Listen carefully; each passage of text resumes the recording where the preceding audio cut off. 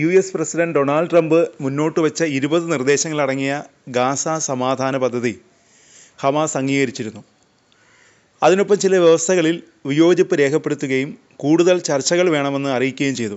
ട്രംപിൻ്റെ ഗാസ സമാധാന പദ്ധതിയിൽ നിറയെ അപകടങ്ങളുണ്ടെന്നാണ് ഹിസ്ബുള്ള തലവൻ നഈം ഖാസിം പറയുന്നത്.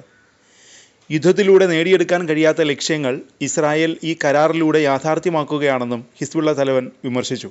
ഈ കരാറിലൂടെ പലസ്തീൻ്റെ നിയന്ത്രണം ഏറ്റെടുക്കാനും മേഖലയുടെ സ്വയം നിർണയാവകാശം കവരാനുമുള്ള നീക്കമാണ് ഇസ്രായേൽ നടത്തുന്നതെന്നും നഈം ഖാസിം ആരോപിച്ചു.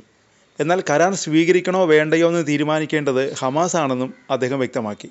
ഒരു വർഷം മുമ്പ് ഇസ്രായേലുമായുള്ള യുദ്ധത്തിൽ കൊല്ലപ്പെട്ട 2 ഹിസ്ബുള്ള കമാൻഡർമാരെ അനുസ്മരിച്ചുകൊണ്ട് നടത്തിയ പ്രസംഗത്തിലാണ് ഖാസിം ഇക്കാര്യങ്ങൾ പറഞ്ഞത്. വാസ്തവത്തിൽ അപകടങ്ങൾ നിറഞ്ഞൊരു പദ്ധതിയാണിത്. സൈനിക നടപടി, ആക്രമണം, വംശഹത്യ, ക്ഷാമം എന്നിവയിലൂടെ ലക്ഷ്യം നേടിയെടുക്കുന്നതിൽ പരാജയപ്പെട്ട ഇസ്രായേലിൻ്റെ പദ്ധതിയാണിത്, അദ്ദേഹം വ്യക്തമാക്കി. ഗാസയിൽ തങ്ങൾ കൈവശം വച്ചിരിക്കുന്ന ബന്ദികളെ മോചിപ്പിക്കാനും ഏകദേശം 2 വർഷമായി തുടരുന്ന യുദ്ധം അവസാനിപ്പിക്കാനുമുള്ള യു.എസ്. പ്രസിഡന്റ് ഡൊണാൾഡ് ട്രംപിൻ്റെ നിർദ്ദേശത്തിന് വെള്ളിയാഴ്ച ഹമാസ് അനുകൂല പ്രതികരണം നടത്തിയിരുന്നു.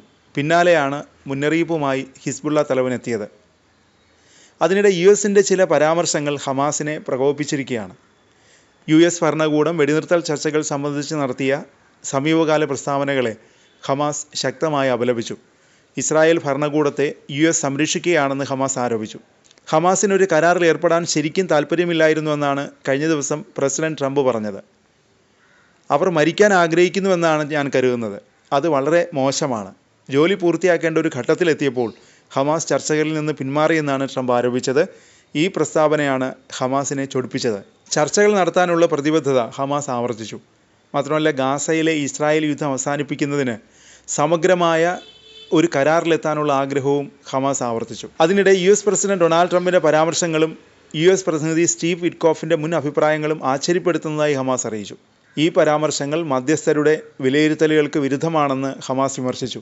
മാത്രമല്ല, ചർച്ചയുമായി ബന്ധപ്പെട്ട തെറ്റായ പ്രസ്താവനയാണ് നടത്തിയതെന്നും ഹമാസ് വ്യക്തമാക്കി. മധ്യസ്ഥ വഹിക്കുന്ന രാജ്യങ്ങൾ, പ്രത്യേകിച്ച് ഖത്തറും ഈജിപ്തും ഹമാസിൻ്റെ നിലപാടിനെ അംഗീകരിച്ചിട്ടുണ്ടെന്നും ഹമാസ് വ്യക്തമാക്കി.